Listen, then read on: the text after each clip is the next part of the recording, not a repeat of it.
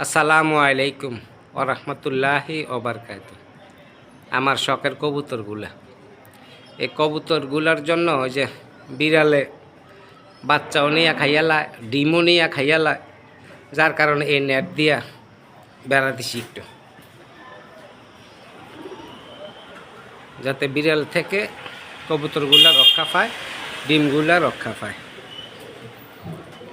এই পুরোটাই আমি নেট দিয়ে বেড়া দিছি, শখের জিনিস, শখের জন্য।